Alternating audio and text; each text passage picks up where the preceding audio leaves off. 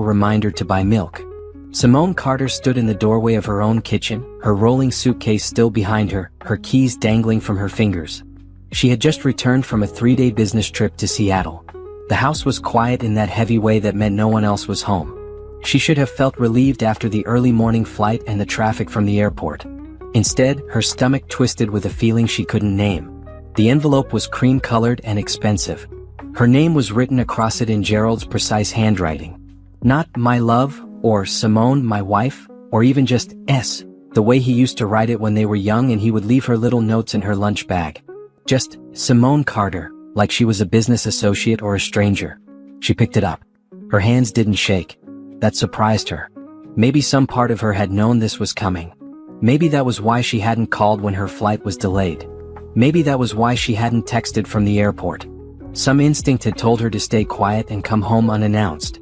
The paper inside was thick and expensive too. Everything Gerald touched had to look expensive these days. She unfolded it and read, "Simone, by the time you read this, you'll understand that our marriage is over. I've tried to make this work for years, but I've finally found real love with Vanessa. She understands me in ways you never could. She supports my dreams and ambitions. She makes me feel alive. I need you to pack your personal belongings and leave before I return home tomorrow evening. Vanessa will be moving in and we're starting our life together. This house, this life, everything we built, it's mine now. You can stay with your sister or find an apartment. I'll have my lawyer send the divorce papers next week. Please make this easy on both of us and be gone before I return. There's nothing left to discuss. Gerald." Simone read it twice, then a third time. Her chest felt tight but her mind was strangely clear. 12 years of marriage reduced to a single page. 12 years of cooking his favorite meals, managing his life, supporting his career moves, enduring his criticism about her appearance, her hobbies, her little projects as he called her work. 12 years of slowly becoming smaller and quieter while he became louder and more demanding. She walked through the house she had called home. The living room with the cream sofa she had picked out, though Gerald took credit for their tasteful decorating when guests visited. The dining room where she had hosted countless dinners for his colleagues while he barely acknowledged her presence. The bedroom with the king-sized bed where he had become increasingly distant over the past 2 years. 2 years. Had it been going on that long? She opened his closet. Half of it was already empty. He had been planning this, packing slowly so she wouldn't notice. How many times had he told her he was going to the gym or working late while he was actually with Vanessa? How many times had she believed him because she wanted to trust her husband? Simone sat on the edge of the bed and looked at the note again. "This house, this life, everything we built, it's mine now." She almost laughed. Gerald had no idea. He truly had no idea. She pulled out her phone and dialed a number she had saved under plant delivery, in case Gerald ever went through her contacts. It rang twice before a woman's crisp voice answered. "Simone, I've been expecting your call. Patricia, I need you to pull the files. All of them. It's time. Are you sure?" Simone looked around the bedroom one last time. At the photos on the dresser that showed a smiling couple who didn't exist anymore. At the life she had tried so hard to preserve. At the version of herself she had shrunk into to make him comfortable. "I'm sure. How fast can you move? I can have preliminary papers filed by morning. Full package by the end of the week. Do you want the complete option?" "Everything, Patricia. I want everything." He's not going to see this coming. Simone smiled for the first time since reading the note. No, he's really not. She hung up and walked to the guest room. This was where she kept her real life, the one Gerald never bothered to ask about. Her laptop, her files, her business records. The things that mattered. She began to pack but not to leave. She was packing evidence, documentation, 8 years of careful planning that Gerald had dismissed as his wife's cute hobby. Her phone buzzed. A text from her sister Laurel. "How was Seattle? Did they sign?" Simone typed back. "They signed. $20 million contract. Also, I'm getting divorced." 3 dots appeared immediately. Then disappeared. Then appeared again. Finally, "What? Calling you now." The phone rang and Simone answered. "Don't freak out." "Don't freak out? Don't freak out? What happened?" Simone told her about the note. She kept her voice steady and calm as she described coming home to find her marriage ended by a piece of expensive stationery. Laurel was silent for a long moment. Then she said quietly, "I never liked him. You know that. But I'm so sorry, honey. I'm so sorry he did this to you." "Don't be sorry. Be ready. This is going to get interesting." What do you mean? Gerald thinks he's throwing me out with nothing. He thinks I'm going to quietly disappear. He has no idea about Sterling Solutions. He has no idea about the house. He has absolutely no idea who he just tried to discard. Laurel's voice changed. Oh no. That idiot. That idiot is going to learn a very expensive lesson about underestimating his wife. They talked for another hour while Simone continued to pack documents and personal items. Not to leave. To prepare. By the time she hung up, night had fallen. She ordered dinner delivery and ate in the kitchen while reviewing files on her laptop. Her company, Sterling Solutions, had started as a genuine hobby 8 years ago. She had been good with computers since college, and when Gerald's dismissive attitude made her feel worthless at home, she started taking freelance consulting jobs. Small at first, then bigger, then much bigger. She had incorporated 5 years ago, kept the business completely separate from their marriage assets, and built it into one of the most successful tech consulting firms in the region. Gerald knew she did some computer work. He had no idea she employed 47 people. He had no idea she had clients across 3 continents. He had no idea her personal net worth was over $50 million. In the house. The beautiful 4-bedroom house in the best neighborhood that Gerald loved to show off? It had been purchased through her family trust fund, left to her by her grandmother.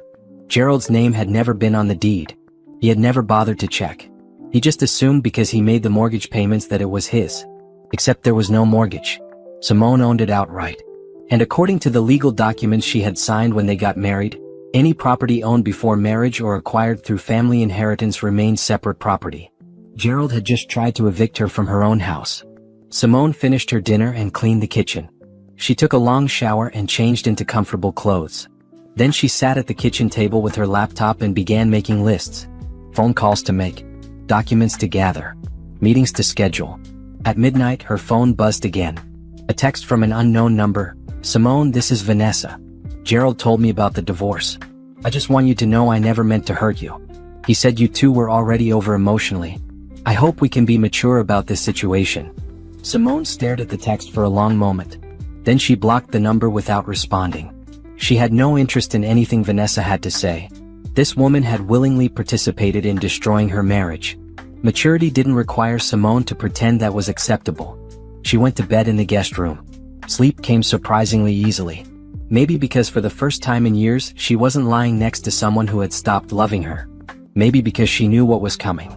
Maybe because that note, as cruel as it was, had finally given her permission to stop trying to save something that had been dead for a long time. Tomorrow, Gerald would expect to find an empty house and a quiet, obedient wife who had simply disappeared from his life. Instead, he was going to get the shock of his life. Simone smiled in the darkness and closed her eyes. The real story was just beginning. Simone woke at 6 as usual, the soft light filtering through the guest room curtains. For a moment she forgot. Then she remembered the note and felt a strange sense of freedom wash over her. No more pretending. No more shrinking herself. No more wondering if she could save a marriage that had been one-sided for years. She made coffee and opened her laptop at the kitchen table. Her calendar was packed. Conference call with the Tokyo office at 7. Review session with her development team at 9. Lunch meeting with a potential investor at noon. Her life had been full and purposeful for years. Gerald had just never bothered to notice. At 7 sharp, she connected to the video call. Her team in Tokyo greeted her with their usual efficiency. They discussed the new security protocols for a banking client, reviewed timeline adjustments, and approved budget increases. Simone signed off feeling energized. This was real. This was hers. This was what she had built while Gerald complained she didn't pay enough attention to his needs. At 8, Patricia Bennett called. Patricia was the best divorce attorney in the state, and Simone had quietly retained her 6 months ago when Gerald's distance became too obvious to ignore. She had hoped she wouldn't need Patricia's services. That hope died yesterday on the kitchen counter. Good morning, Simone. I've reviewed everything you sent last night. This is even better than I thought. Define better. Your financial separation is perfect. Your business is completely protected. The house is entirely yours. And I did some preliminary research on Gerald last night. The man is drowning in debt. Simone sat up straighter. What? Credit cards maxed out. Personal loan from a questionable lender. His salary barely covers the payments. I'm guessing he's been living beyond his means trying to impress someone. Vanessa. Probably. There's more. I have a friend who's a private investigator. She owes me a favor. Would you like her to take a look at Gerald's activities? Yes. There's also the matter of his instruction for you to leave the house. We can use that. It shows abandonment intent, cruel treatment. Combined with adultery, you have grounds for a fault-based divorce in this state. He gets nothing. Simone thought about 12 years of marriage, of trying so hard to be enough, of believing his criticism was meant to help her improve, of losing herself bit by bit. I want the full package, Patricia. Divorce, asset protection, everything. And I want to know exactly who my husband has been while I was busy building a life. Consider it done. I'll have papers filed today. Service will happen this week.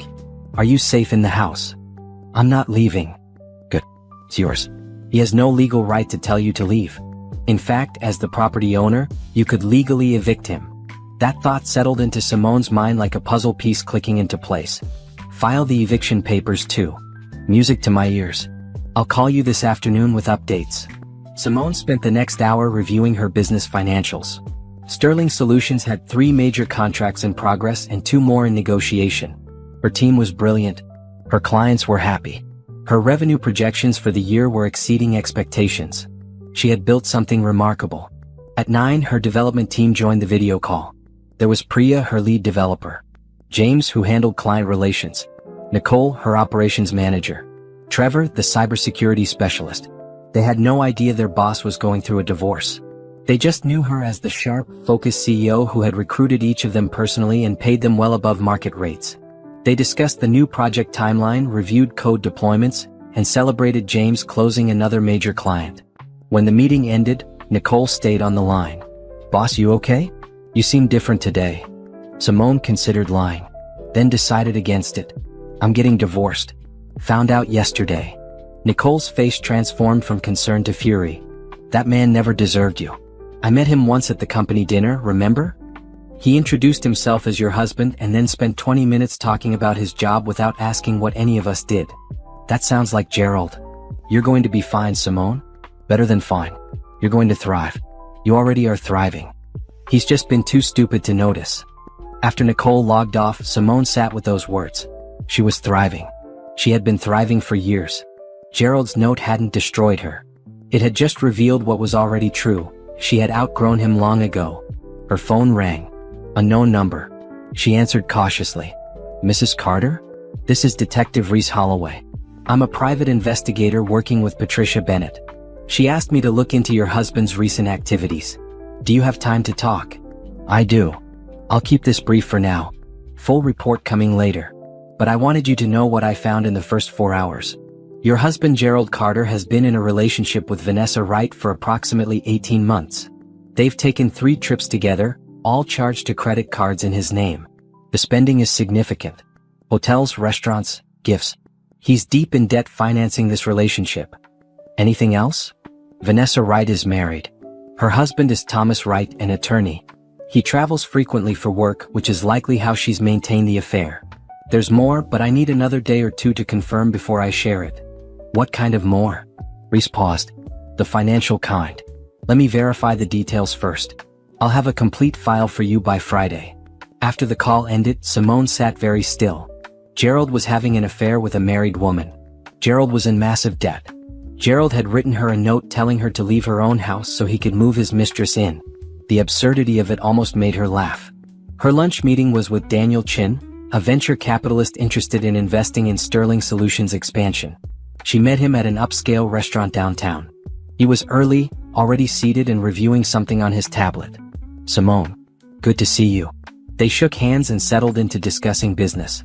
Daniel wanted to invest $15 million in exchange for a 15% stake in the company. Simone countered with $10 million for 10%. They negotiated over salmon and asparagus, 2 professionals who respected each other's position. By the time dessert arrived, they had a deal. Your company is impressive, Daniel said. Your growth trajectory is rare. Most consultancies plateau. You keep expanding. I hire the best people and I listen to them. And I never stop learning. Your husband must be proud. Simone set down her fork carefully. My husband is divorcing me. I found out yesterday. Daniel's eyebrows rose. I'm sorry. That must be difficult. It's clarifying actually. Turns out I've been succeeding in spite of my marriage, not because of it. Then he's an idiot. And his loss is your gain. You're about to be free to focus entirely on your empire. Empire. Simone liked that word. That afternoon, Patricia called with updates. Divorce papers are filed. We're having him served tomorrow at his workplace. Eviction notice will be served simultaneously at the house. I've also filed for a restraining order requiring him to stay away from you and the property until the divorce is finalized. His workplace. Maximum impact. He works at Davidson Financial, correct? Large open office floor. He'll be served in front of his colleagues. Tends to make people cooperative very quickly. That seems harsh. Simone, he told you to get out of your own house so he could move his mistress in. Harsh is relative. That evening, Simone cooked dinner for herself. A real dinner, not the elaborate meals Gerald expected. Just grilled chicken and vegetables. She ate on the back patio watching the sunset paint the sky in shades of pink and purple. Her phone buzzed. Gerald. She didn't answer.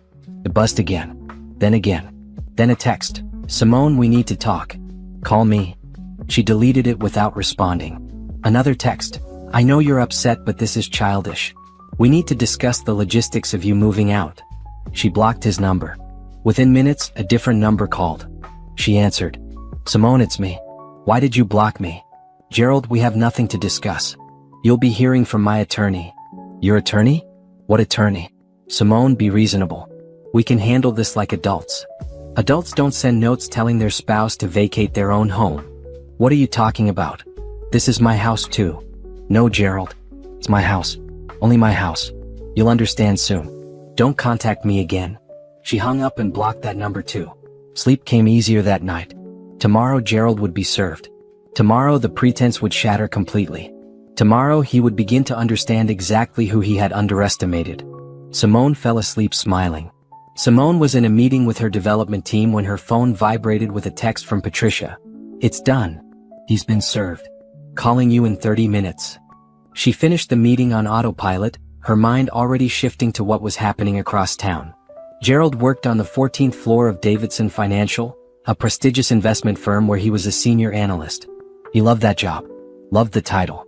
Loved telling people at parties what he did for a living. Loved the status. She wondered what his face looked like when he was handed divorce papers and eviction notices in front of his colleagues. Exactly 30 minutes later, Patricia called. How did it go? Patricia's voice held barely contained satisfaction. According to the process server, Gerald turned an interesting shade of purple. Started yelling that there must be a mistake. His supervisor had to ask him to step into a conference room. The eviction notice really got his attention. Did he say anything about the house? He told the server there was obviously an error because the house was his. The server handed him the property deed with your name on it and your grandmother's trust documentation. I wish I could have seen his face. Simone felt a small surge of vindication. 12 years of being told her contributions didn't matter. 12 years of being made to feel small. One piece of paper showing she owned the roof over his head. What happens next? He has 72 hours to vacate the property. If he doesn't, we get law enforcement involved. The divorce proceeds separately. I'm filing for a fault-based divorce citing adultery and cruel treatment. In this state, that means he's not entitled to any of your separate property, including your business. He'll get nothing. What about his debt? His debt is his problem. You kept your finances completely separate. He can't touch anything you've built. After the call, Simone tried to focus on work but her mind kept drifting. She wondered if Gerald had called Vanessa. If he was panicking. If he finally understood that his dismissive treatment of his wife had been a catastrophic miscalculation. At 3 o'clock, a new number called her. She almost didn't answer, but something made her pick up. Simone Carter? A woman's voice, professional and warm. Speaking. This is Reese Holloway again. I have your full report ready. Can you meet me somewhere private? They agreed on a coffee shop near Simone's office. Reese was waiting at a corner table, a slim folder in front of her. She was in her 40s, with sharp eyes and silver threading through her dark hair. Thank you for meeting me, Reese said. I wanted to give you this in person because some of it is going to be hard to hear. Simone sat down. I'm ready. Reese opened the folder. Gerald Carter has been having an affair with Vanessa Wright for 19 months, not 18 as I originally stated. They met at a conference in Miami. The affair became serious quickly. He spent over $130,000 on this relationship. Hotels, gifts, trips. He doesn't have that kind of money. Where did it come from? That's the interesting part. Reese pulled out a bank statement. He's been embezzling from his employer. Simone's stomach dropped. What? Small amounts at first. Buried in expense reports. Fake vendor payments. It escalated over time.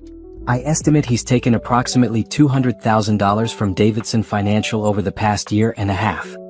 How is that possible? They have auditors. He's good with numbers. That's his job. He knew how to hide it. But I found it, which means an actual forensic audit will definitely find it. And Simone, there's a quarterly audit scheduled for next month. He's going to get caught. Yes. And when he does, he's looking at serious criminal charges. Embezzlement on this scale is a felony. He could face 5 to 10 years in prison. Simone sat back in her chair. Gerald was a criminal. Her husband of 12 years had been stealing from his employer to finance an affair with a married woman. The man who had criticized her work ethic, her ambition, her little projects, was a thief. There's more, Reese continued. Vanessa Wright works as a real estate agent. Moderately successful but not wealthy. Her husband Thomas is a corporate attorney who travels extensively. She's been telling Thomas she's at work conferences when she's actually with Gerald. But here's the thing, she's also been embezzling. What? From her real estate firm. Fake commission reports, inflated expenses. Not as much as Gerald, but still significant. About $60,000 over the past year. She and Gerald have been funding their affair with stolen money. Simone thought she should feel something. Shock maybe.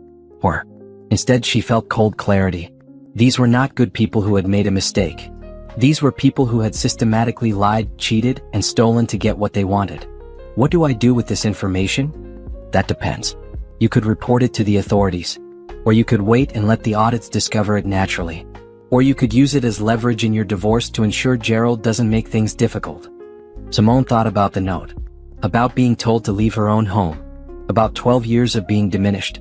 I want copies of everything. And I want you to document everything Gerald does over the next 2 weeks. Every call, every meeting, every movement. You're going to use it. I'm going to protect myself. If Gerald tries to fight the divorce or make claims on my assets, I want to be able to show exactly who he is. Reese nodded approvingly. Smart. I'll keep watching him. One more thing, Vanessa has been trying to call you. I blocked her. She's persistent. She called my office thinking I work for you. Wanted to explain her side. I told her I don't take messages. That evening, Simone sat in her home office reviewing the investigator's report in detail.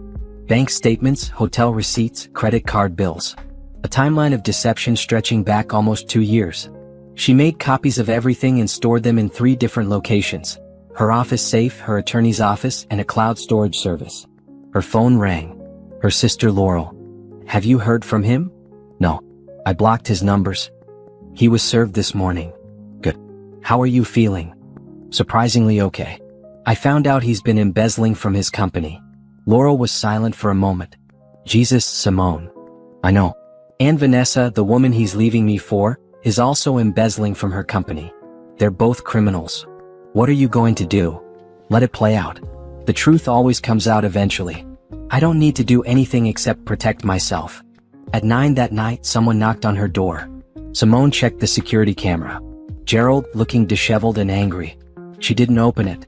He knocked again harder. Simone, I know you're in there. We need to talk. She picked up her phone and texted Patricia. Gerald is at the house violating the restraining order. Patricia's response was immediate. Do not engage. Call police if he doesn't leave in 5 minutes. Simone set a timer and watched through the camera. Gerald pounded on the door. Yelled her name. Kicked the door frame.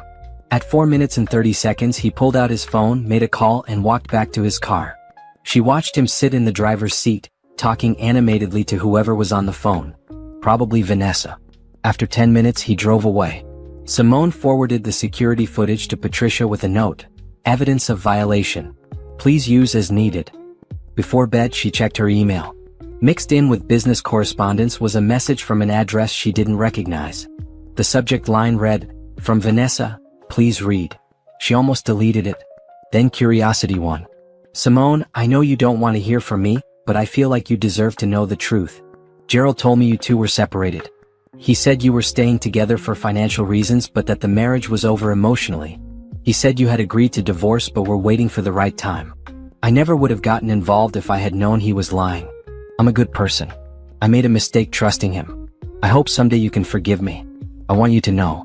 I'm here if you need someone to talk to about what Gerald is really like. We could help each other through this. Vanessa. Simone read it twice, her anger building with each word.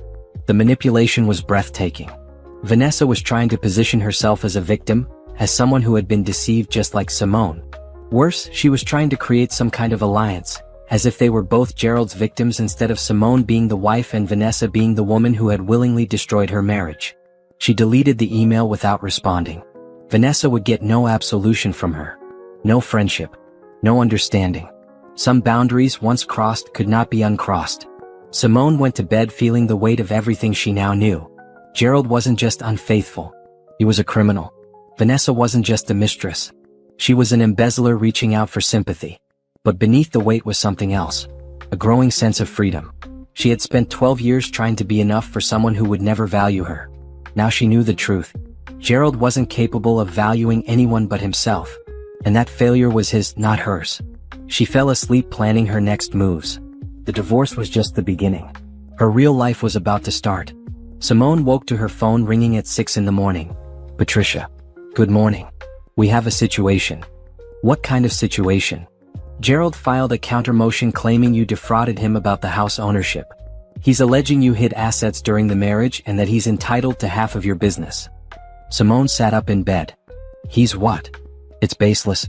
We have all the documentation proving the house was yours before marriage and that your business was built with your own money and kept completely separate. But he's fighting back. We have a hearing scheduled for next week. Let him fight. We have everything we need to prove he's lying. There's more. He's also claiming you're alienating him from the marital home and requesting the court allow him to return to the property. He has 72 hours to remove his belongings. That deadline is today. I know. I suspect he's going to show up. You should have someone there with you. Laurel arrived at 10, carrying coffee and a determined expression. If that man shows his face, I want to be here. They didn't have to wait long. At 11, a moving truck pulled up outside. Gerald emerged from a car behind it, looking exhausted and angry. He marched to the front door and rang the bell repeatedly. Simone opened it but kept the security chain in place. Gerald. Move. I need to get my things. You have 2 hours. Take what's yours and leave. What's mine? Everything in this house is mine. Actually, nothing in this house is yours. The house belongs to me. The furniture was purchased with my money. Your clothes and personal items are yours. That's it. His face reddened. You can't do this. I've lived here for 12 years. You told me to be gone before you returned. I'm simply returning the favor. A woman appeared behind Gerald. Vanessa. She was tall and polished, her blonde hair perfect even at midday. She looked at Simone with something like curiosity. You must be Simone. I'm Vanessa. I think we should all sit down and talk about this like adults. Simone looked at her directly. I have nothing to say to you. You're not welcome on my property. Our property, Gerald interjected. And Vanessa has every right to be here. Laurel appeared behind Simone. Actually, she doesn't. This is private property. You're already violating a restraining order by being here, Gerald. Take your things and leave before my sister calls the police. Gerald's jaw clenched. Simone, you're being unreasonable. We built this life together. No, I built this life. You lived in it while criticizing everything I did. Now take what's yours and go. She closed the door and watched through the security camera as Gerald and the movers began carrying out his belongings. Clothes, golf clubs, electronics. The items that were clearly his. He tried to take furniture but the movers refused, showing him the inventory list Patricia had prepared that documented every item in the house and its purchase date. After 90 minutes, Vanessa's phone rang. Simone couldn't hear the conversation but she saw Vanessa's face change from composed to shocked. The woman stepped away from Gerald, talking rapidly into her phone. Then she walked to her car and drove away quickly. Gerald watched her leave, confusion on his face. He tried calling her but she didn't answer. He looked at the house one more time, then got in his car and left. The moving truck followed. Simone's phone rang. Reese, did you see a blonde woman leave the house in a hurry? Yes. Vanessa. Her husband just found out about the affair. He's filing for divorce. One of his colleagues saw her with Gerald at a restaurant last week and told him. He hired his own investigator and confirmed everything. He just called her. That's why she left. Yes, and it gets better. Thomas Wright is not a forgiving man. He's also a very connected attorney. He's going to make this divorce expensive and public for Vanessa. She's about to lose everything. After the call, Simone walked through her house. It felt different without Gerald's things. Lighter. More like hers. She had Laurel help her rearrange furniture, claiming the space fully. That evening, she received an email from Davidson Financial's legal department. They had become aware of irregularities in Gerald's accounts and were conducting an immediate audit. He had been placed on administrative leave pending the results. The dominoes were falling. 2 days later, Patricia called with an update. Gerald's attorney withdrew from his case. Why? Gerald can't pay him. He's broke. The credit card debt, the pending embezzlement charges, Vanessa's husband threatening to sue him for alienation of affection. He's drowning. What does this mean for the divorce? It means he can't fight anymore. He'll have to accept our terms. The house is yours, your business is yours, he gets nothing. And Simone, the audit at Davidson Financial found everything. They're pressing charges. Criminal charges. He's looking at arrest within the week. Simone sat with that information. Part of her felt vindicated. Part of her felt sad for the waste of it all. Gerald had thrown away everything. His marriage, his career, his freedom, for an affair with a married woman who was now facing her own reckoning. The next morning, she was working from her home office when the doorbell rang. 2 police officers stood on her porch. Mrs. Carter? We're looking for Gerald Carter. He doesn't live here anymore. We're divorcing. Do you know where we can find him? No. What's this about? We have a warrant for his arrest. Embezzlement charges. She gave them his work address and his known phone number. They thanked her and left. Within an hour, the news broke. Gerald had been arrested at a coffee shop near his apartment. The amount he had stolen was now public. So was the affair with Vanessa. Simone's phone exploded with texts from former friends, Gerald's family, mutual acquaintances. Everyone wanted to know if she was okay. She had known. She needed anything. She ignored most of them. The ones who had stood by her over the years got responses. The ones who had sided with Gerald during his subtle campaign to make her feel inadequate got silence. That evening, Gerald called from jail using a restricted number. She answered without thinking. Simone, please. I need help. I need bail money. I'll pay you back, I swear. No. Please. I made mistakes, but I'm still your husband. You can't just abandon me. You wrote me a note telling me to leave my own house. You had an affair. You stole money. You tried to claim my business. Gerald, you abandoned this marriage a long time ago. I'm just making it official. I'll lose everything. You already lost everything. You just didn't realize it until now. She hung up and blocked the number. Laurel came over that night with wine and Thai food. They sat on the back patio under the stars. How do you feel? Laurel asked. Free. Sad. Relieved. Angry. All of it. He deserves what's happening to him. I know. But 12 years, Laurel. 12 years of my life with someone who was lying the entire time. Not the entire time. Maybe at the beginning he loved you. But people change. He changed. And instead of being a man about it and ending things honestly, he became a coward and a criminal. Simone sipped her wine. I keep thinking about Vanessa's email. How she tried to make us allies. Like we were both victims of Gerald. You were both involved with the same man. That's where the similarity ends. You were his wife trying to save a marriage. She was actively helping him destroy it. She's facing her own consequences now. Her husband is divorcing her.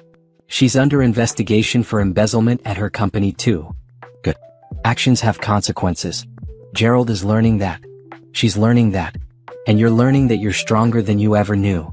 They finished the bottle of wine and talked until midnight. When Laurel left, Simone stood in her quiet house and felt something shift inside her. The anger was fading. The hurt was still there but duller. What remained was clarity. She had wasted 12 years on someone who didn't deserve her. She wouldn't waste another day. From now on, her life would be built on truth. On her own terms. On the foundation she had been quietly building while Gerald thought she was just playing at business. Tomorrow she would call the foundation she had been planning. The one designed to help women rebuild after divorce. She had the money. She had the motivation. She had the story that would inspire others. Gerald had tried to leave her with nothing. Instead, he had freed her to build everything. She fell asleep smiling, dreaming of the future she was about to create. The arrest made regional news. Senior analyst at Davidson Financial arrested for embezzlement. The story included details about the amount stolen, the affair, and the ongoing divorce. Simone's name was mentioned as the estranged wife, but reporters hadn't connected her yet to Sterling Solutions. She wanted to keep it that way. Patricia called early Monday morning. The prosecutor wants to meet with you. Why? You're a witness to Gerald's lifestyle spending. The trips, the gifts, the unexplained money. Your testimony would strengthen their case. It's voluntary, but I think you should do it. Simone agreed. 2 days later, she sat in a conference room with Assistant District Attorney Monica Ruiz, a sharp woman in her 40s with kind eyes and a no-nonsense demeanor. Mrs. Carter, I appreciate you meeting with me. I know this is difficult. It's fine. What do you need? Monica opened a file. Your husband spent over $200,000 on his affair with Vanessa Wright. Luxury hotels, expensive gifts, trips to the Caribbean. Did you notice any of this spending? No. We kept our finances separate. I had no access to his accounts and he had no access to mine. Did you notice any behavioral changes? New clothes, unexplained absences. Simone thought back. He started going to the gym more. Or claiming to. He bought new cologne. He was on his phone constantly but would walk away to take calls. I thought he was just stressed about work. Did he ever ask you for money? Once. About a year ago. He said he had unexpected dental expenses and his account was low. I gave him $3,000. He never paid it back. Monica made notes. Did you know about the affair before the note? I suspected something was wrong. The distance, the criticism, the way he stopped seeing me as a person and started seeing me as an inconvenience. But I didn't have proof until the note. The note where he told you to leave the house? Yes. My own house that he didn't know I owned. Monica looked up. I heard about that. That must have been satisfying when you served him with eviction papers. It was clarifying. 12 years I spent trying to be enough for him. And he didn't even know what I owned or what I had built. He saw what he wanted to see, a quiet wife who would do what she was told. They talked for another hour. Simone provided dates, details, observations. Everything that might help the case against Gerald. When she left, Monica walked her to the elevator. For what it's worth, he made a terrible mistake leaving you. And an even worse mistake stealing to finance it. He made a lot of mistakes. I was married to a stranger. At work, Simone threw herself into a new project. A major pharmaceutical company wanted Sterling Solutions to overhaul their cybersecurity infrastructure. It was a 3-year contract worth $40 million. Her team was energized and the work consumed her days. But at night, alone in her house, the reality of everything caught up with her. She started therapy with Dr. Amara Johnson, a psychologist who specialized in divorce recovery. Tell me about the note, Dr. Johnson said in their first session. Simone described coming home from Seattle, finding the cream-colored envelope, reading the cold dismissal of 12 years. How did it make you feel? Angry, relieved, confused. Like I had been living with a stranger who was pretending to be my husband. Do you feel like you failed? Sometimes. I keep thinking if I had been different, prettier, more attentive, maybe he wouldn't have cheated. Simone, look at me. His affair wasn't about you. It was about him. His choices. His character. You could have been perfect and he still would have made the same decisions. Over the following weeks, those sessions became a lifeline. Dr. Johnson helped her process the betrayal, the wasted years, the self-doubt that Gerald had cultivated. She learned that his constant criticism had been projection. He felt inadequate so he made her feel inadequate. He felt out of control so he controlled her. You built a $50 million business while he told you your work didn't matter, Dr. Johnson said. Do you understand how strong that makes you? How focused? Most people would have given up. You persisted. Simone started seeing herself differently. Not as the wife who hadn't been enough. As the woman who had been enough all along. Gerald had just been incapable of seeing it. 6 weeks after Gerald's arrest, Vanessa was arrested too. Her embezzlement from the real estate firm was smaller in scale but still felony level. The news coverage was brutal. 2 lovers, both thieves, both facing prison time. Social media had opinions. Most weren't kind. Simone's phone rang constantly with reporters requesting interviews. She declined them all. This wasn't her story to tell publicly. Not yet. But privately she was building something. She met with architects about a space for her foundation. A place where women going through divorce could get legal help, therapy, job training, and financial literacy education. She wanted to create what she hadn't had, a comprehensive support system. She named it Phoenix House. Because women weren't broken after divorce. They were reborn. The divorce was finalized on a gray Tuesday in October. Patricia called with the news. It's done. The judge signed the decree. You're free. How did Gerald react? He wasn't there. He's still in jail awaiting trial. His public defender tried to ask for spousal support. The judge laughed. Literally laughed. You're divorced, the house is yours, your business is protected, and he gets absolutely nothing. Simone sat with that information. Free. After 12 years of marriage and 6 months of legal proceedings, she was free. No more Gerald. No more pretending. No more shrinking herself. That night, she invited Laurel over. They ordered pizza and sat on the living room floor surrounded by paint samples. What color for the living room? Simone asked. Definitely not the beige Gerald insisted on. What about that deep blue? Ocean. Ocean blue it is. This is my house. My space. My life. They painted until midnight, music playing, wine flowing, laughter echoing through rooms that had been silent for too long. When they finished, Simone stood back and looked at the transformation. The beige walls that Gerald had demanded were now rich blue. Vibrant. Alive. Like her. To new beginnings, Laurel said, raising her wine glass. To new beginnings, Simone echoed. The trial was set for January. Gerald's attorney tried to negotiate a plea deal, but the prosecutor held firm. The amount he had stolen was too large, the betrayal of his employer's trust too complete. He would serve time. Vanessa's trial was separate but parallel. Her attorney was trying to claim she had been manipulated by Gerald, that she didn't understand what she was doing. The prosecutor had evidence showing she had been embezzling before she even met Gerald. That defense wouldn't work. Simone received a letter from Gerald forwarded through Patricia's office. She almost didn't open it, but curiosity won. Simone, I know you hate me. I understand why. I made terrible mistakes and I'm paying for them now. But I want you to know that I did love you once. Maybe I still do in some way. I never meant to hurt you so badly. I got caught up in something that felt exciting and new and I lost sight of what mattered. You deserved better than what I gave you. You always deserved better. I hope someday you can forgive me, not for my sake but for yours. Being angry takes energy and you have better things to do with your energy. I wish you well. Gerald. She read it twice. The letter was manipulative even in its apology, telling her to forgive him for her sake, claiming he loved her while admitting he betrayed her. Classic Gerald. Taking no real responsibility while appearing to take responsibility. She burned it in the fireplace and watched the paper curl and blacken. Some people didn't deserve forgiveness. Some actions were too harmful to excuse. And her energy was better spent building her future than processing his guilt. Phoenix House opened in November. The space was beautiful, bright and welcoming with comfortable furniture and private consultation rooms. Simone hired 3 full-time staff, a divorce attorney who did pro bono consultations, a therapist, and a career counselor. She funded it entirely herself. The first client was a woman named Tamara, 32, with 2 kids and a husband who had drained their bank accounts before disappearing. Simone sat with her during the intake interview.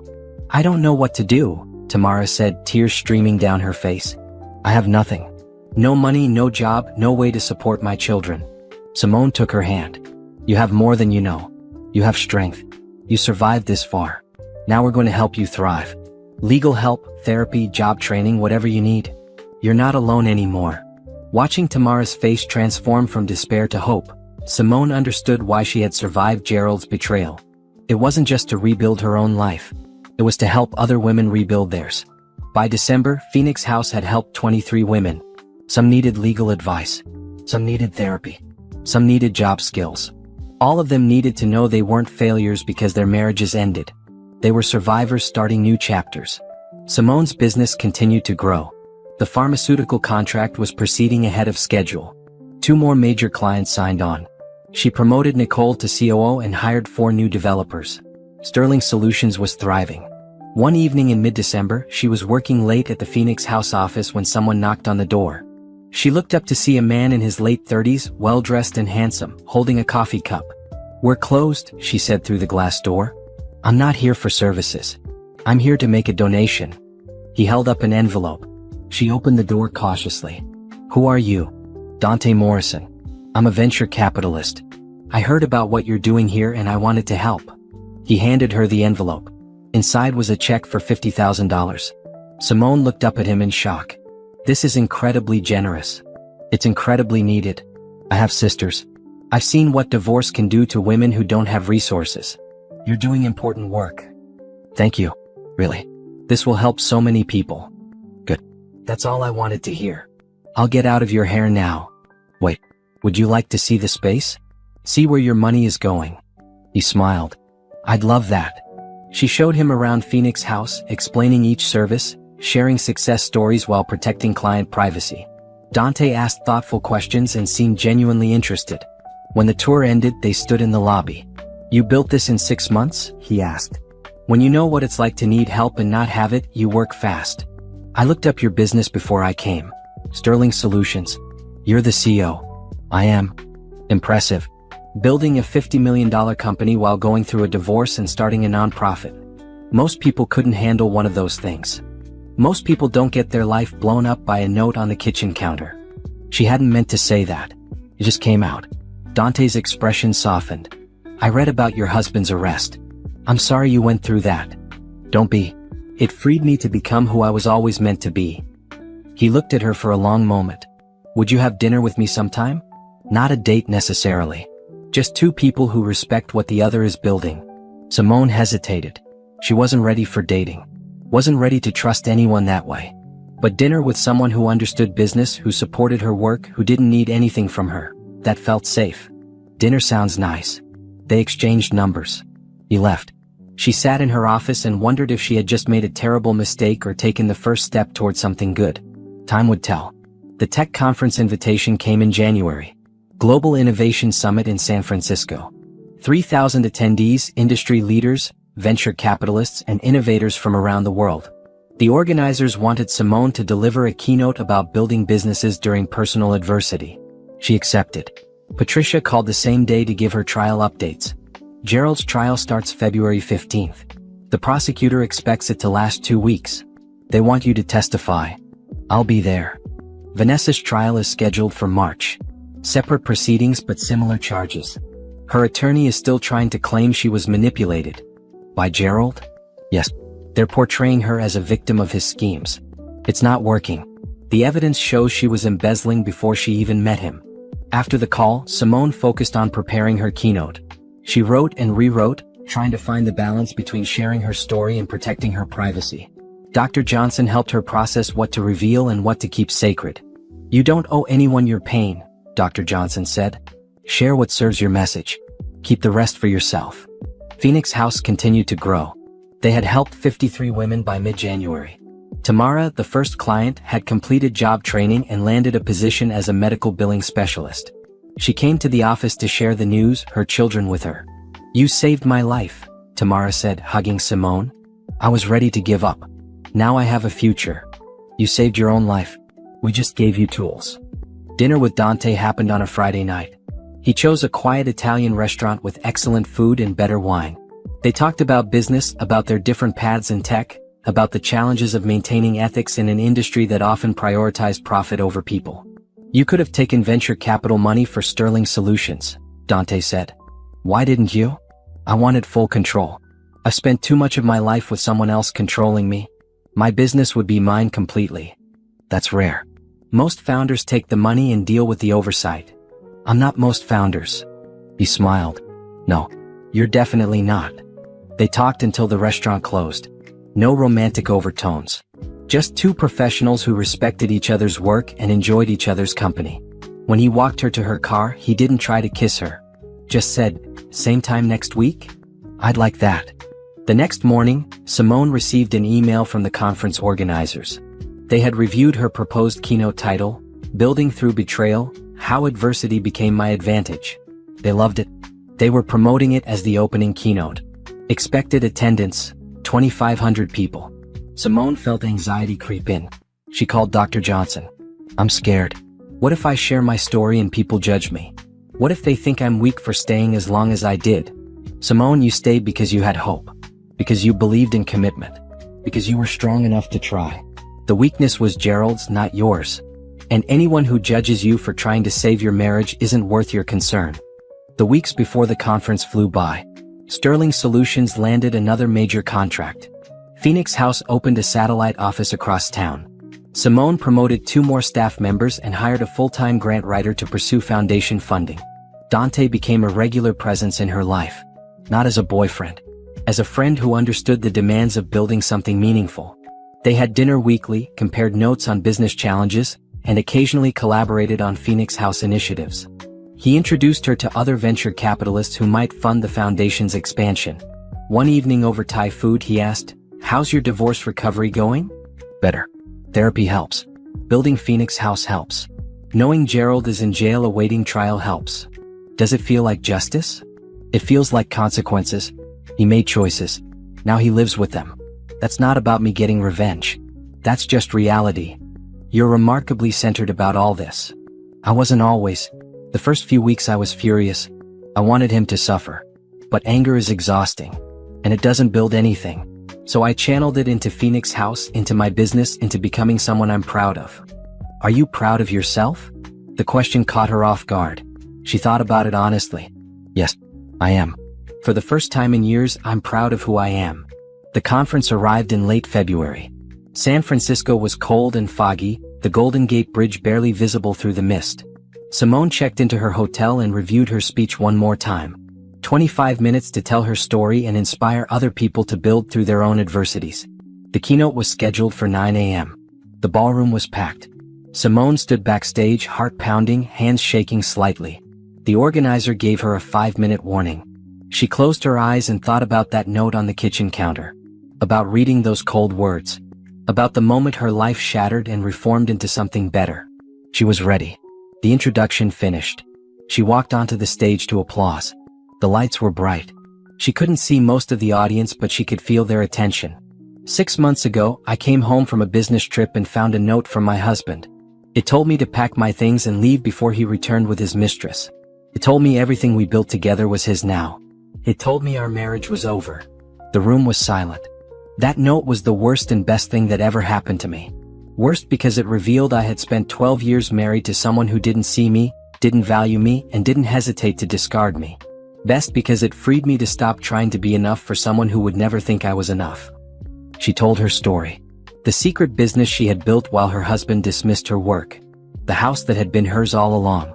The divorce, the arrest, the beginning of Phoenix House. She didn't mention Gerald or Vanessa by name. She didn't need to. The story was about her transformation, not their failures. "Here's what I learned," she said, nearing the end of her keynote. "Adversity reveals who you are. It strips away the pretense and shows you what you're made of. And I learned I'm made of steel. I learned I'm capable of building empires while my world burns down. I learned I don't need someone else's validation to know my worth." She paused, letting that sink in. "So if you're facing adversity right now, in business, in life, in relationships, I want you to know something. You're stronger than you think. You're more capable than anyone told you. And your current struggle is not your final chapter. It's just the difficult middle part of a story that ends with you rising higher than you ever thought possible." The applause started before she finished. It built into a standing ovation that lasted 3 full minutes. She stood on that stage, tears in her eyes, and felt something shift inside her. She wasn't just surviving anymore. She was thriving. After the keynote, people swarmed her. Business cards, questions, requests for interviews. A woman in her 50s grabbed her hand and said, "Thank you. My husband left me last year and I've been paralyzed. You just showed me I can build again." That evening, she had dinner with Dante. He had flown up to surprise her and attend the keynote. "You were incredible," he said. The whole room was captivated. "I was terrified. You didn't show it. You looked powerful and certain. I felt like I was going to pass out." That's what courage is. Being terrified and doing it anyway. They talked late into the night. About her vision for Phoenix House's expansion. About Sterling Solutions' growth trajectory. About the speaking requests that were already flooding her inbox. As they left the restaurant, Dante said, "I know we agreed to keep this casual. But I need to tell you something. I'm falling for you. Not because you're successful or strong or inspiring. Because you're real. You're genuine. You've been through hell and came out the other side without becoming bitter or closed off. That's rare." Simone's heart raced. She wasn't ready. Was she? "Dante, I appreciate that. But I'm not ready for a relationship. The divorce is barely final. I'm still processing everything." "I know. I'm not asking for anything now. I just wanted you to know how I feel. So when you're ready, if you're ever ready, you'll know I'm interested." He kissed her forehead and walked her to her hotel. She went to sleep feeling something she hadn't felt in years. Hope. Not just for Phoenix House or Sterling Solutions. hope for herself, for the possibility that she might be ready to trust someone again. The next morning brought news. Gerald had been convicted on all counts. Sentencing was in 2 weeks, but the prosecutor expected 5 to 7 years in prison. Vanessa's trial was set to begin the following month. Simone felt a weight lift. Justice wasn't revenge. It was accountability. Gerald had stolen, lied, and betrayed. Now he would face consequences. That wasn't about her. That was about the rule of law working as it should. She flew home feeling lighter than she had in months. Her life was expanding. Her foundation was growing. Her business was thriving. And maybe, just maybe, she was ready to start considering what came next. Gerald's sentencing hearing was on a Tuesday morning in March. Simone didn't attend. She didn't need to. Patricia called afterward with the details. 7 years in prison. No early parole eligibility. The judge was harsh. How did he take it? About as well as you'd expect. He tried to give a speech about how he was sorry and had made mistakes. The judge cut him off. Said his actions showed systematic dishonesty and betrayal of trust. 7 years, Simone. He'll be 51 when he gets out. After hanging up, Simone sat in her office at Sterling Solutions and felt nothing. No satisfaction. No anger. Just a quiet acknowledgement that consequences had arrived as they inevitably do. Gerald had chosen his path.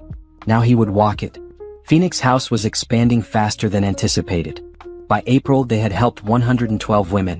The satellite office was operating at capacity. Simone hired 2 more therapists, another attorney, and a financial advisor who specialized in helping women rebuild credit and create financial stability. The work was rewarding but exhausting. Some days she came home drained from hearing stories of betrayal, abuse, and struggle. Other days she came home energized by witnessing transformations. Women who arrived broken leaving empowered. Women who thought they had nothing discovering they had everything they needed inside themselves. Dante was patient. They continued their weekly dinners. He didn't push for more, didn't pressure her to define what they were. He just showed up. Consistent, kind, and genuinely interested in her life. One evening in late April, they were walking through a park after dinner when he said, "Tell me something you've never told anyone." That's a big question. I'm genuinely curious. What's something about Simone Carter that nobody knows? She thought about it. I wanted to leave Gerald 3 years ago. I had the lawyer's number. I had drafted the divorce papers in my head. But I stayed because I was scared. Not of being alone. Of admitting I had wasted all that time on someone who didn't love me. That's not waste. That's hope. You stayed because you believed in commitment. That's honorable, not weak. It felt weak. Hope is never weak. Giving up on yourself would have been weak. You never did that. They sat on a bench overlooking a pond. Ducks glided across the water, oblivious to human complexity. Can I tell you something I've never told anyone? Dante asked. Of course. I was engaged once. 5 years ago. She left me 2 weeks before the wedding. Said she realized she didn't love me, she loved the life I could give her. That distinction destroyed me for a while. I'm sorry. Don't be. It taught me to look for substance over surface. When I met you, I saw someone who had built substance. Who valued character over comfort. That's rare. We're quite a pair. Both burned by people who didn't see our value. Or maybe we're exactly what each other needs.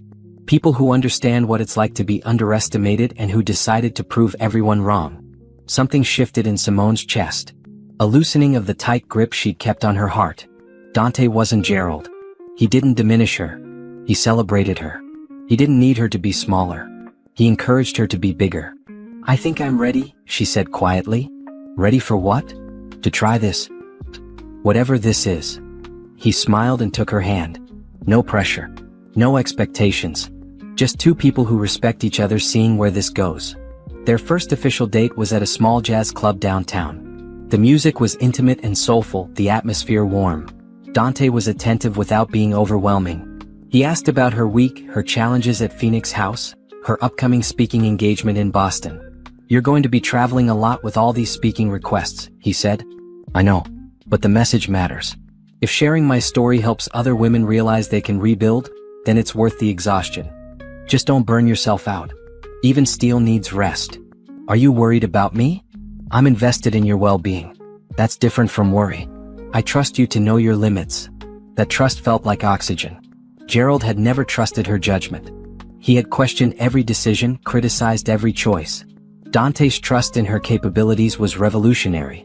May brought Vanessa's trial. Simone didn't attend that either. Patricia provided updates. The evidence was overwhelming. Vanessa had embezzled $63,000 from her real estate firm over 18 months. Her defense that Gerald had manipulated her fell apart when prosecutors showed she had been stealing before they met. The jury convicted her in 4 hours. Sentencing was set for June. Simone received a letter from Vanessa during the trial. It was forwarded through Patricia's office with a note. "You don't have to read this if you don't want to." Simone almost threw it away. But curiosity won. She opened it. "Simone, I know you hate me. I understand. I destroyed your marriage and I'm paying for my mistakes now. But I need you to know something. Gerald lied to both of us. He told me you were separated. He told me you didn't care about him anymore.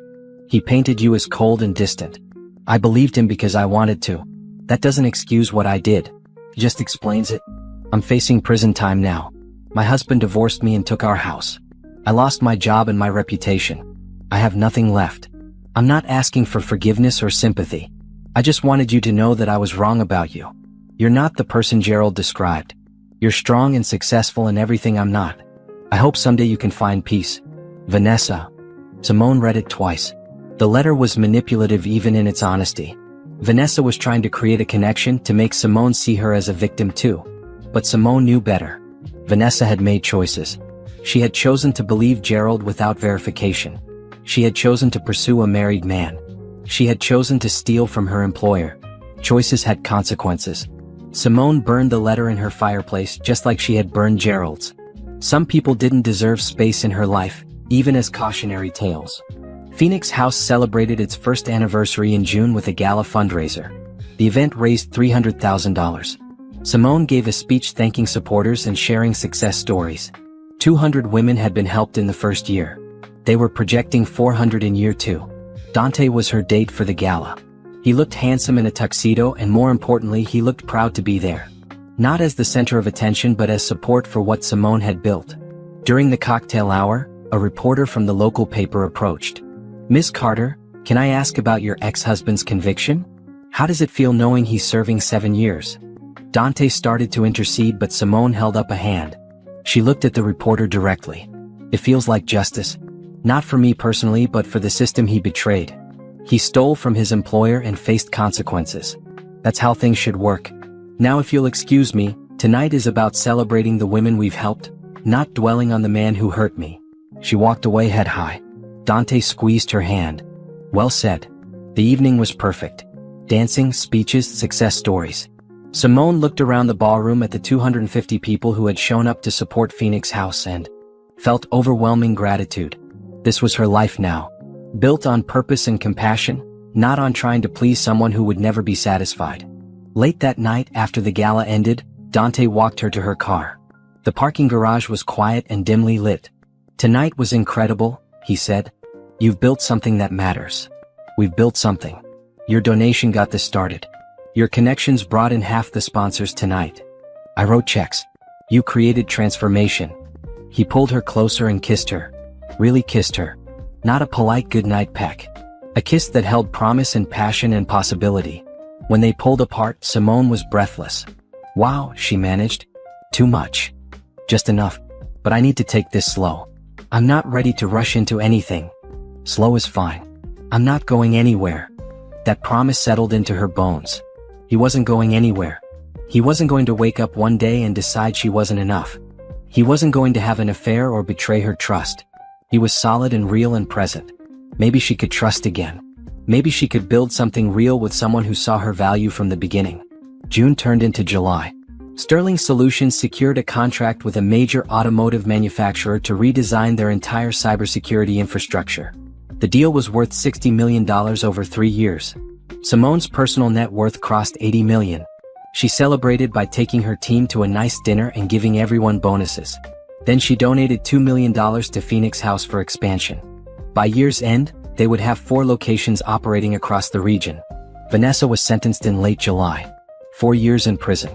Simone didn't react when Patricia called with the news. It was what it was. Justice running its course. What mattered more was what was building in her own life. Phoenix House was thriving. Sterling Solutions was expanding. And her relationship with Dante was deepening into something real and sustainable. They took a weekend trip to the coast in August. A small bed and breakfast overlooking the ocean. They walked on the beach, talked for hours, and spent the evening on the balcony watching the sunset paint the sky in shades of orange and pink. "I love you," Dante said as the sun disappeared below the horizon. Simone's heart stuttered. She hadn't expected those words. Hadn't prepared for them. But when she looked at him, really looked at him, she realized she felt the same. "I love you too." He kissed her and she felt something she hadn't felt in over a decade. Cherished. This was what love was supposed to feel like. Not the desperate grasping of her marriage to Gerald, but the quiet certainty of two people who chose each other and kept choosing each other every day. That night, she called Laurel from the bathroom. "I told Dante I love him. And I mean it. I actually mean it. This isn't like Gerald. This is real. I'm happy for you, Simone. You deserve someone who sees how incredible you are." He proposed we take the next step. Move in together eventually. Not now, but soon. How do you feel about that? Terrified and excited. Mostly excited. Is that crazy? It's only been a few months. It's only been a few months, but you've known each other through the hardest time of your life. That's more real than years of casual dating. If it feels right, trust it. Simone looked at her reflection in the mirror. She barely recognized the woman staring back. This version of herself was confident, successful, and learning to trust again. This version had survived betrayal and built an empire. This version was ready for happiness. She went back to the balcony where Dante was waiting. They sat in comfortable silence watching the stars emerge. "I'm ready to see where this goes," she said. "So am I. No rush. No pressure. Just us building something real." Building. That word resonated. She had built a business. Built a foundation. Now she was building a relationship based on mutual respect and genuine love. The future stretched out before her, full of possibility. She had come so far from that note on the kitchen counter. And she was just getting started. The email came from a journalist named Rachel Torres at a major national magazine. "I'm writing a feature on women who transformed personal tragedy into social impact. Your story with Phoenix House came to my attention. Would you be willing to be interviewed?" Simone sat with the email for 2 days. Sharing her story at conferences was one thing. A national magazine profile was different. More permanent. More exposed. She called Dr. Johnson. "What's holding you back?" Dr. Johnson asked. "Fear of judgment. Fear that people will think I'm exploiting my divorce for publicity." "Are you?" "No. Phoenix House exists to help women. If my story encourages donations or inspires others to build similar programs, that's purpose, not exploitation." "Then why does the judgment of strangers matter?" That question stayed with Simone. Why did it matter? She had built 2 successful enterprises. She had helped hundreds of women rebuild their lives. She had transformed her pain into purpose. If people wanted to judge that, their judgment said more about them than her. She agreed to the interview. Rachel Torres flew in from New York in September. She was in her early 40s, sharp and thorough. They met at Phoenix House where Rachel could see the program in action. "Tell me about the note," Rachel said, recording device between them. Simone told the story again. The business trip. The cream envelope. The cold dismissal. The discovery that her husband had been living a completely different life. How long did it take to move from devastation to action? About 12 hours. I let myself feel the shock and hurt. Then I called my attorney and started planning my response. "You already had an attorney?" I'd retained her months earlier. I didn't have proof of the affair, but I knew something was wrong. I wanted to be prepared. That's incredibly strategic for someone going through emotional trauma. Trauma doesn't have to make you helpless. Sometimes it clarifies what needs to be done. They talked for 3 hours. Rachel asked about Sterling Solutions, about the decision to keep her business secret from Gerald, about Phoenix House's founding and growth. She asked about the embezzlement, the arrests, the trials. "Your ex-husband is serving 7 years. His mistress is serving 4. How do you feel about that?" "I feel like the justice system worked. They committed crimes. They're facing consequences. That's not about me getting revenge. That's about accountability. But surely there's some satisfaction? There's relief. Relief that I'm free from someone who saw me as disposable. Relief that I discovered my own strength. Satisfaction isn't the right word. More like validation that I wasn't wrong to expect honesty and respect in my marriage." Rachel interviewed staff at Phoenix House, several clients who agreed to share their stories, and Dante, who had become a major donor and board member. "What drew you to support Phoenix House?" Rachel asked him. Simone's vision. She didn't just want to help women financially. She wanted to address the whole person. Legal, emotional, professional. That comprehensive approach is rare. And her personal story gives her credibility. She's not some wealthy philanthropist writing checks from a distance. She lived this experience.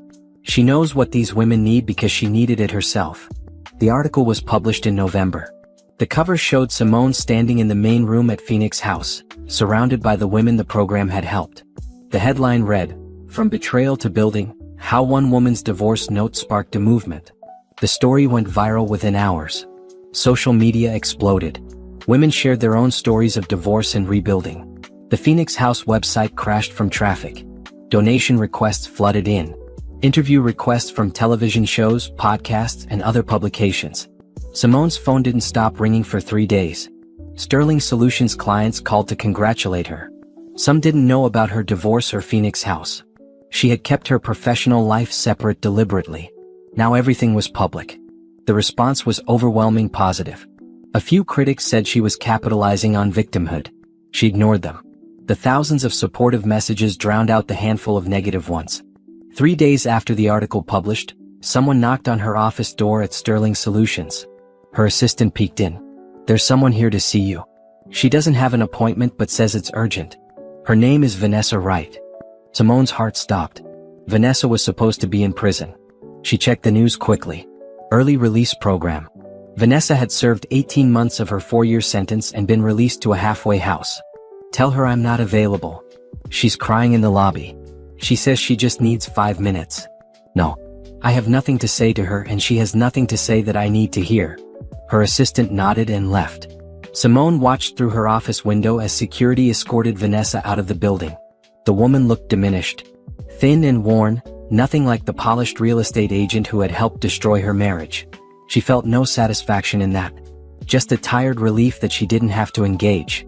10 minutes later, an email arrived from an unknown address. Simone almost deleted it, then saw the subject line, "Please read Vanessa." Against her better judgment, she opened it. "Simone, I know you don't want to hear from me. I don't blame you. But I saw the article and I need you to know something. You're incredible. What you've built, how you've transformed your pain into helping others, that's the person Gerald described you as not being. He told me you were cold, unambitious, focused only on yourself. Every word was a lie. You're the opposite of what he said. I write this not to make you feel sorry for me or to ask for anything.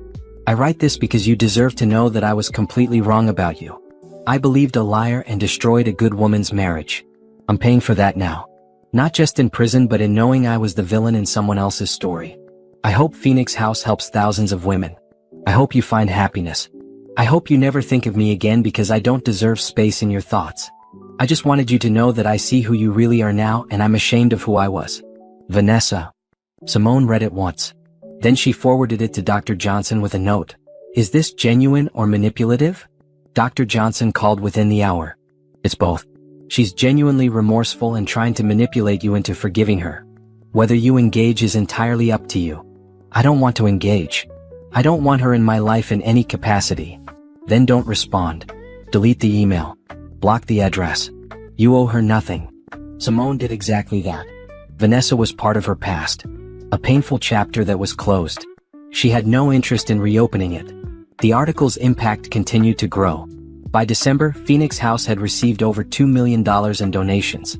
The board voted to expand to 10 locations across 3 states by the end of the following year. Simone hired a full-time executive director to manage operations while she focused on strategic growth and fundraising.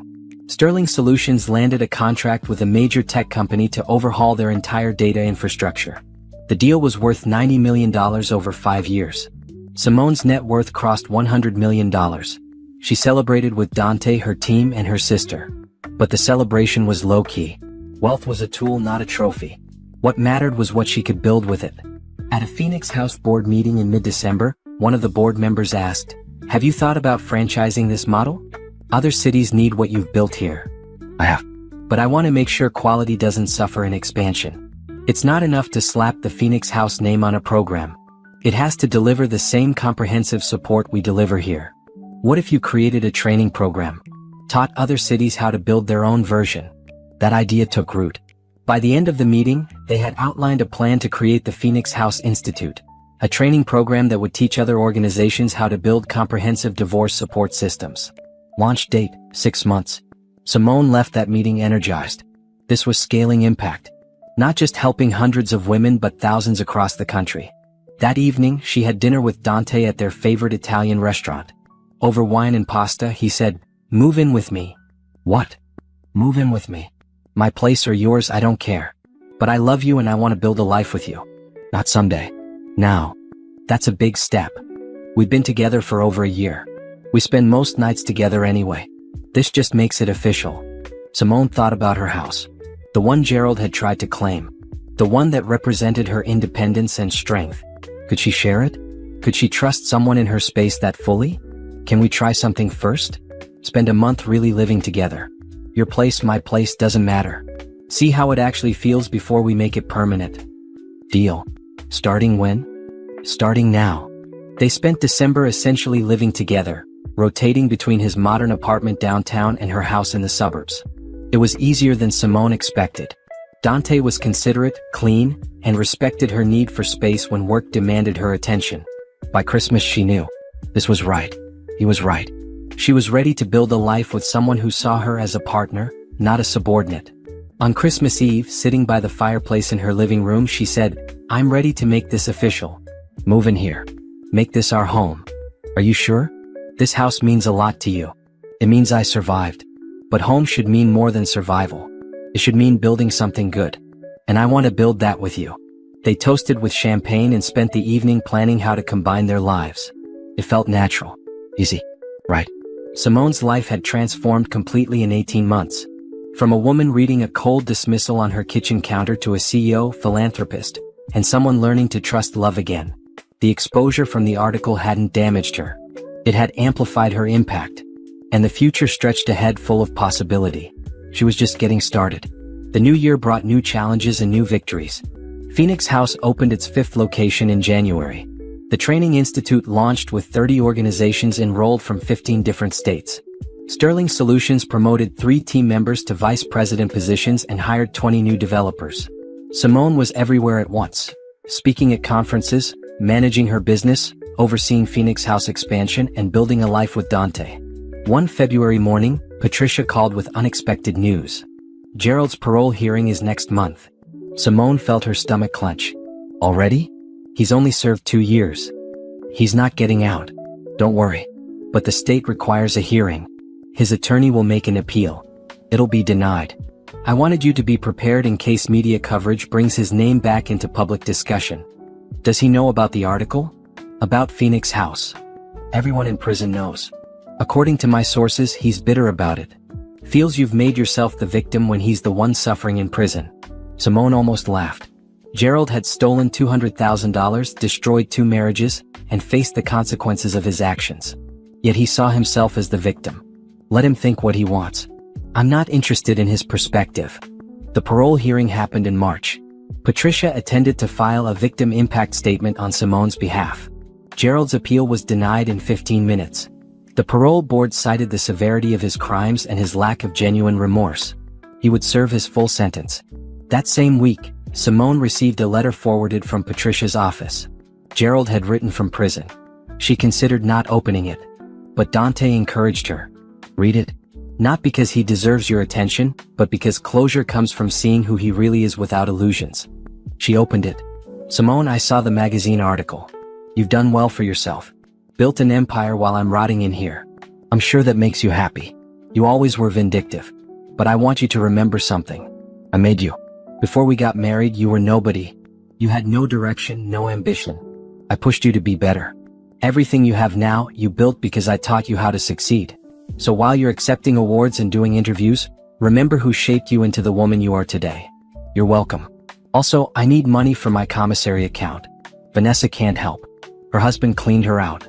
You have millions. $500 would help. Transfer it to my prison account. I know you still care about me despite everything. Gerald. Simone read it 3 times, each reading revealing new layers of delusion.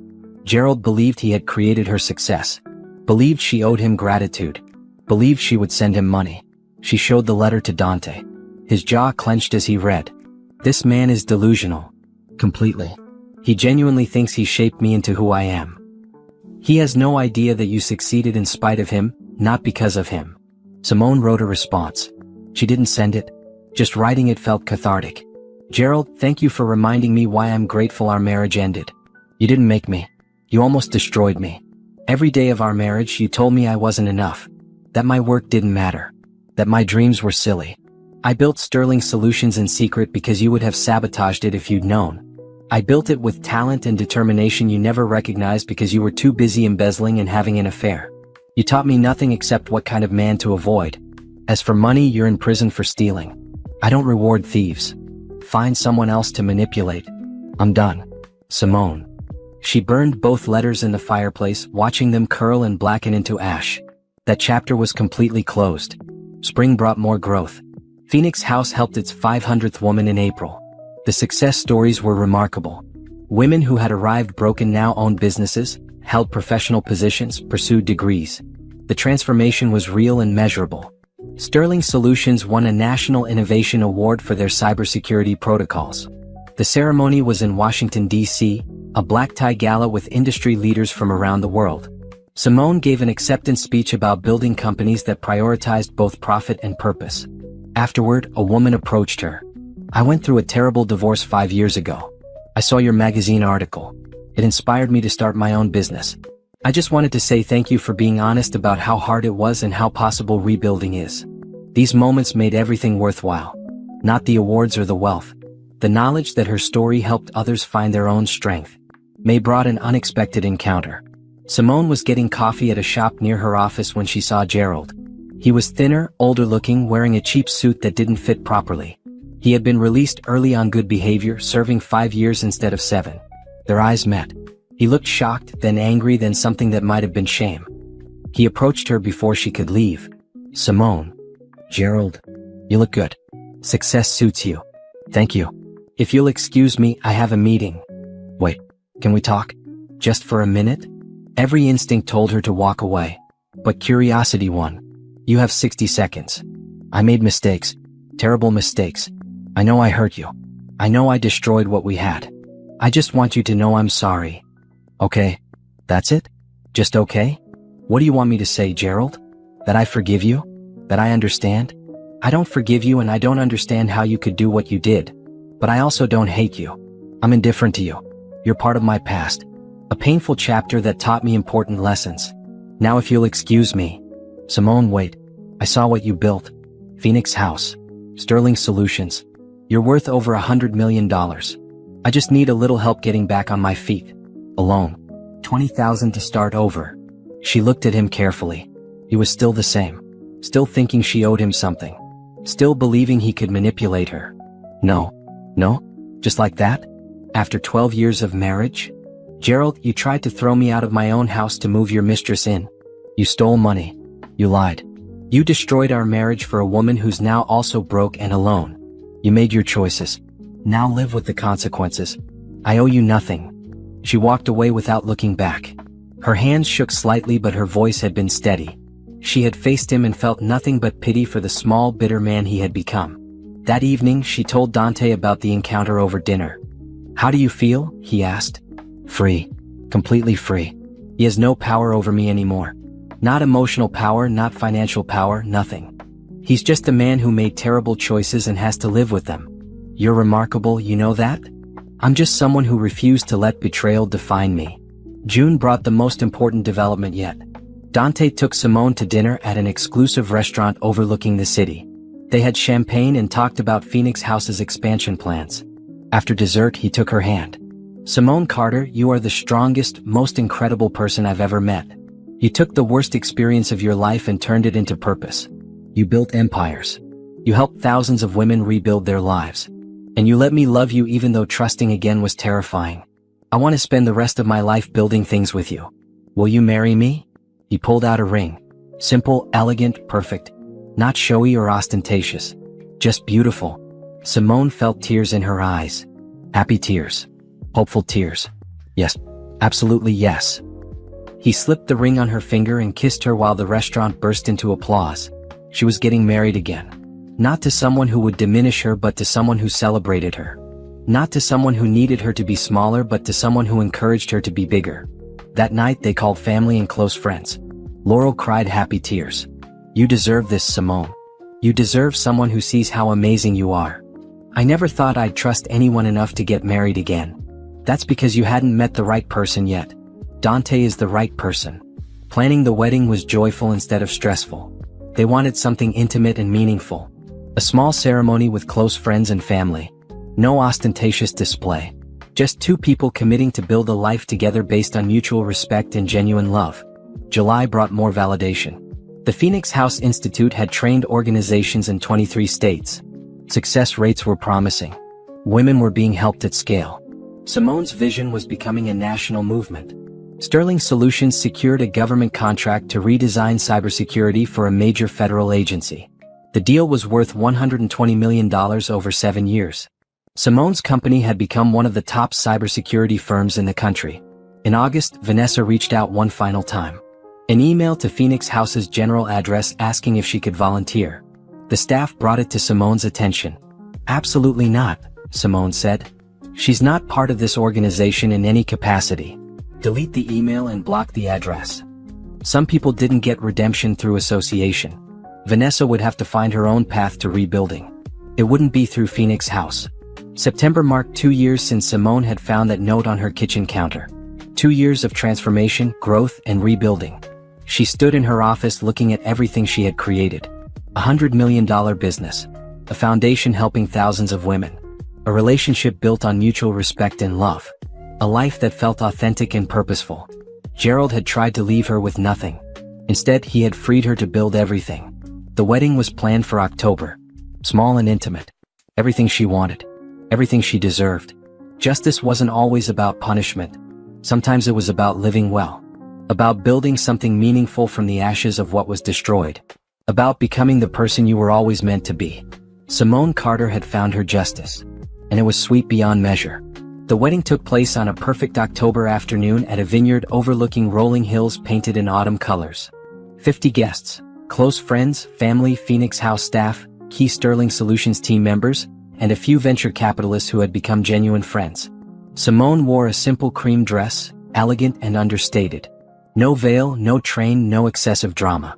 Just beautiful in its simplicity. Laurel stood beside her as maid of honor, tears already streaming down her face. "You look happy," Laurel whispered as they waited for the ceremony to begin. "I'm happy. Really, genuinely happy. Not the forced happiness I tried to maintain with Gerald. Real happiness.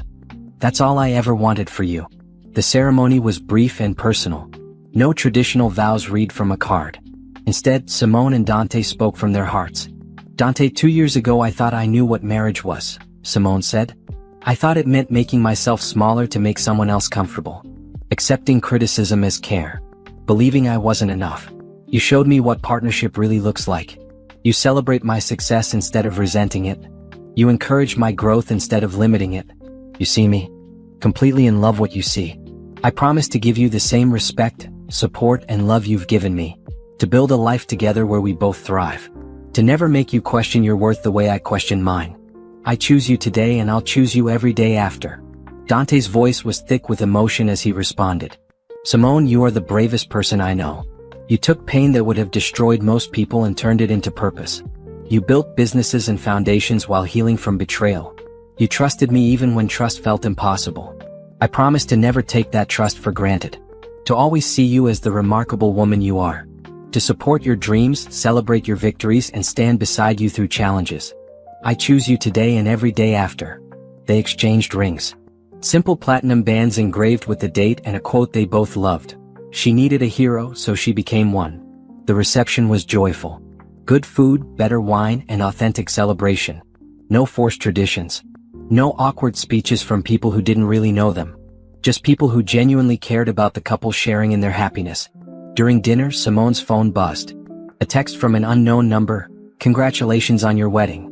I saw the announcement in the paper. I'm happy you found someone who deserves you. Maybe one day we can talk again. Maybe one day you can forgive me." Gee.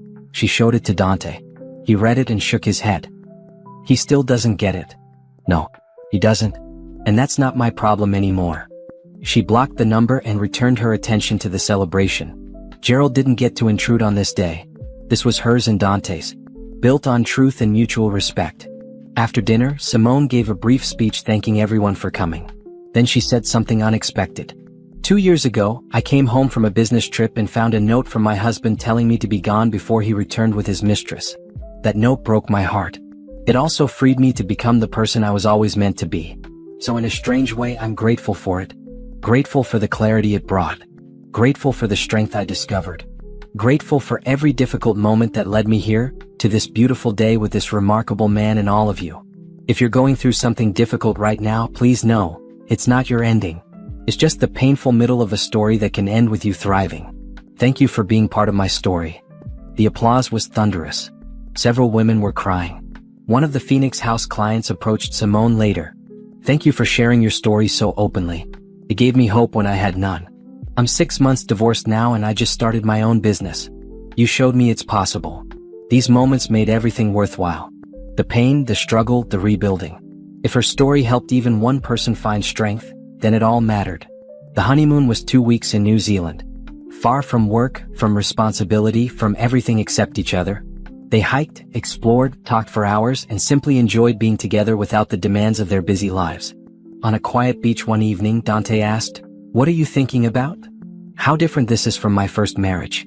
With Gerald, even happy moments had tension underneath. I was always performing, trying to be what he wanted. With you, I'm just me. And that's enough. You're more than enough. You're everything. They returned from the honeymoon to exciting news. Phoenix House had been selected for a major foundation grant, $5 million to expand to 15 new cities over the next 3 years. The Phoenix House Institute had requests from organizations in 40 states wanting training. Sterling Solutions had been approached by an international tech conglomerate interested in acquisition. The offer was staggering, $300 million for the company. Simone sat with that decision for weeks. $300 million would set her up for life. She could focus entirely on Phoenix House. But Sterling Solutions was her baby. The thing she had built when Gerald told her work didn't matter. In the end, she declined the acquisition but accepted a partnership deal.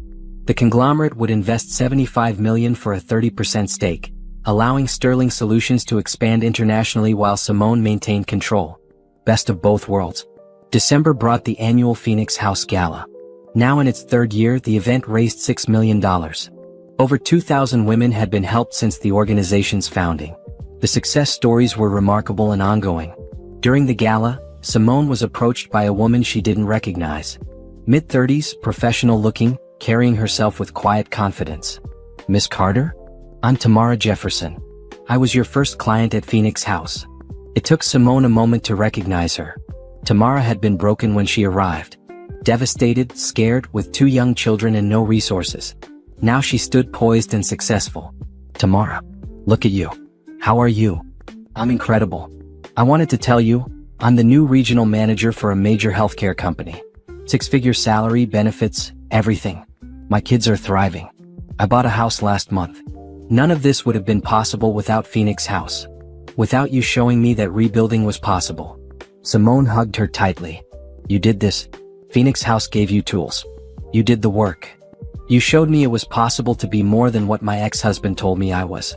That's everything."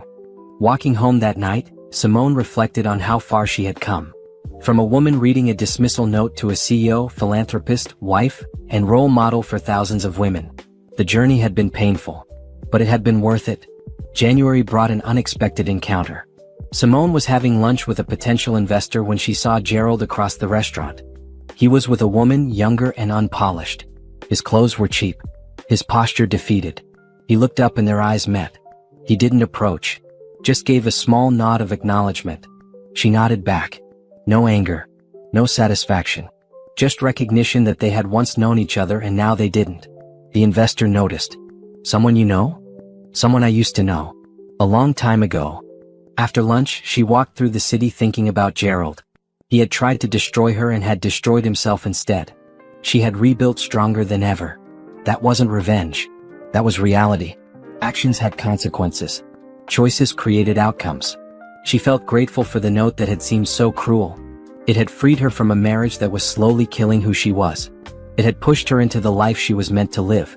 That evening, she sat with Dante in their home office. She was reviewing Phoenix House expansion plans. He was analyzing Sterling Solutions' international growth strategy.